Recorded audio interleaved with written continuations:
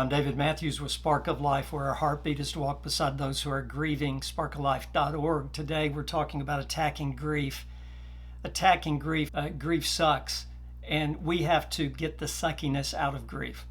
If we're to survive, if we're to live forward with hope, with purpose, with meaning, with love in our hearts for other people that we still have, then somehow we've got to attack grief in a smart way, in a humble way, giving respect to grief by not minimizing our pain, by not acting like it's not there. No, we have to admit we have that pain and we have to give voice to it, but we also have to normalize it. So in our previous video, right before this one, we want to normalize grief. And so we went over that about attacking grief. Now, what's the next thing, the thing we have to do in order to beat grief? We got to beat it before it beats us. So we got to accept that we have pain. We've got to give voice to that pain. And then we've got to believe that we can have hope again. If we maximize our pain, as I said in another video, then what will happen is, if I think I have the worst loss in the world or one of the worst losses, what will happen is I will not attack grief. I won't have the energy to do it. In other videos, we've talked about that recovery is a decision I make. It is not an emotion I feel. So if I wait for an emotion for me to feel like recovering, for me getting up, washing my face, and moving on with life, remembering my loved one if it's a death loss, honoring my loved one, right? Giving voice to my pain and realizing that I will, in one sense, forever be in a part of grief because I miss them. But that grief is not going to debilitate me anymore. So I got to believe that I can get up and do it. I got to have faith that I can do it. Faith in what? Well, faith in other people as other people have gotten up and done it. I will never get rid of the pain of losing somebody I love dearly. I'll never get over it.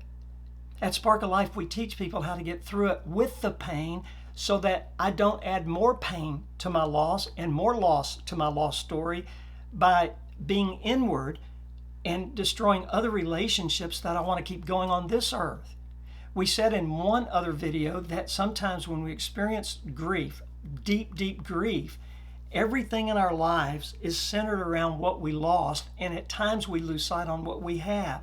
For a while, everything will be centered on who I lost because that's called deep grief. And sometimes it's very complicated, right? So no, I'm not minimizing that. We have to go through that, right? But we don't deal with grief as if it's going to forever dominate me.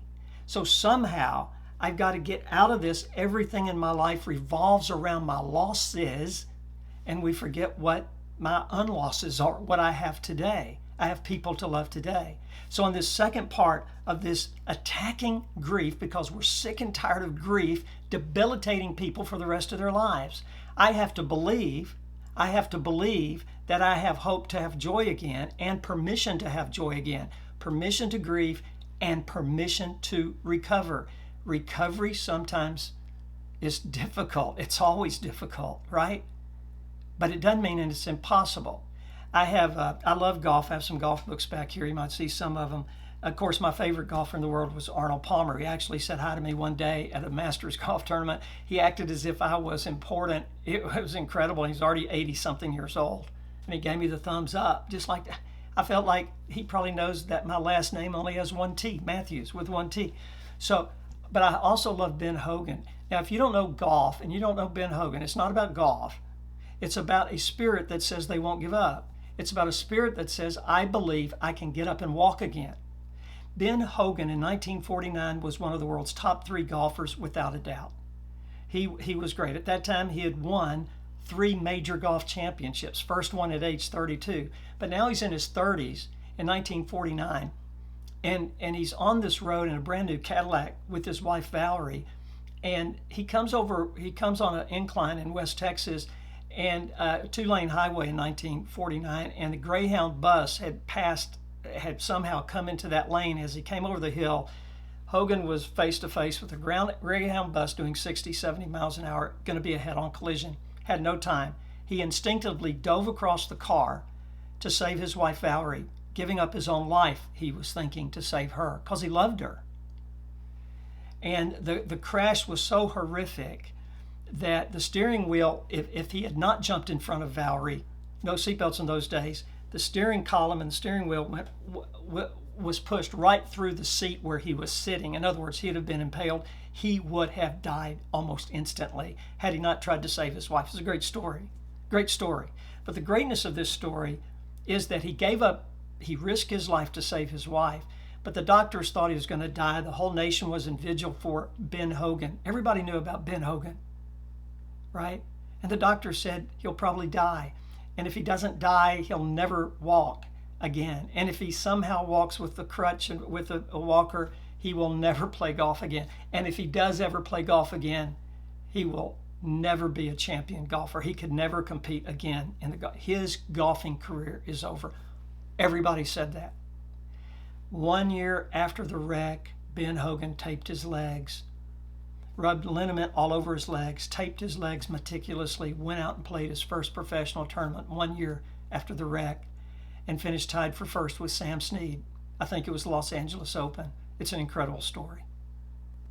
He lost in a playoff, and then 17, 18 months after his horrific wreck, Ben Hogan in 1951 won the U.S. Open championship. After his wreck, between 1951 and 57, Ben Hogan, in pain every step of the way, won 6 major golf championships. In 1 year in 1953, he entered 6 tournaments because his legs were so bad, and he won 5 of them, and 3 of them were the majors. He won the Masters, the U.S. Open, and he had never been to the British Open, and he went to the British Open his only time he played there, and he won it. 3 majors in a row. And the only reason he didn't win the Grand Slam and win the PGA in August was because in those days, the PGA tournament and the British Open overlapped. You couldn't play in both of them. So he won 6 of his 9 majors after the accident. Ben Hogan. Why do I mention Ben Hogan? Because he believed he could do it. He got up in the morning. Did he feel like doing it? And the answer is no, he didn't feel like doing it. But he believed he could. He believed he could. He's a hero to me.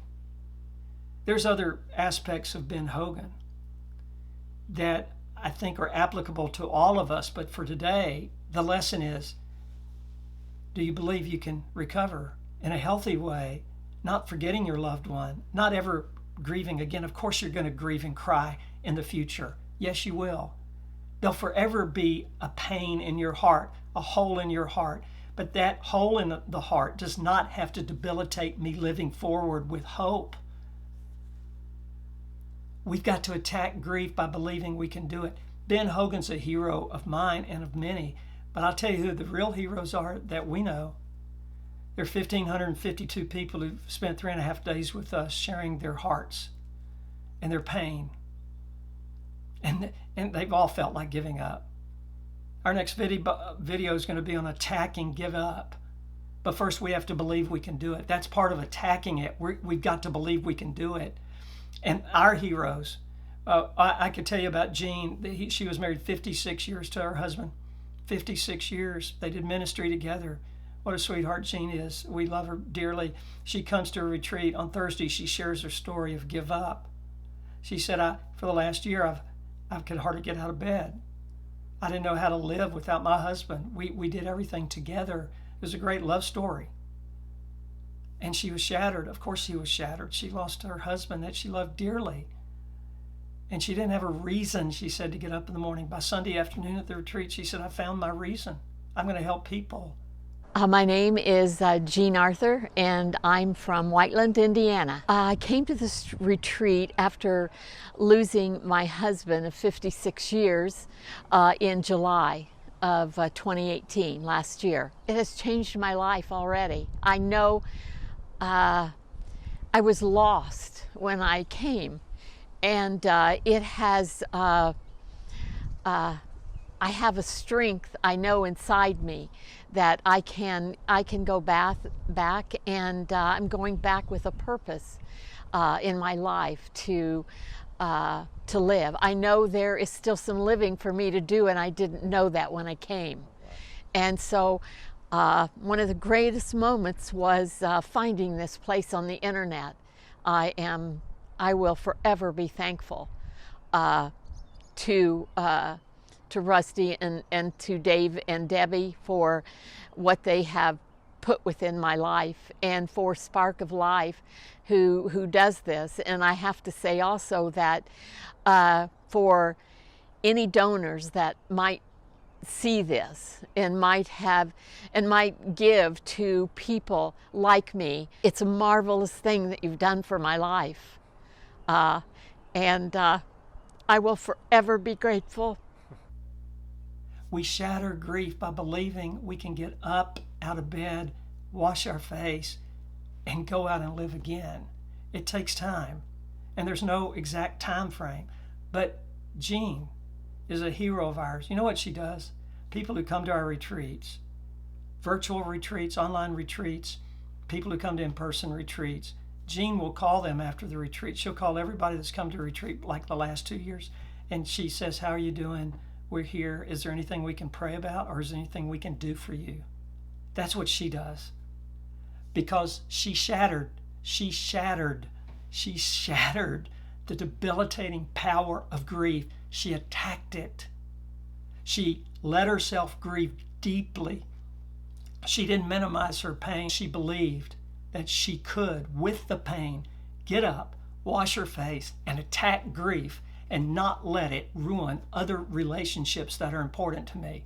At Spark of Life, we know, because we've had 1,552 heroes that we've seen. We've worked with thousands of other people in our grief course. We have in our grief workshops and our online coaching that we have.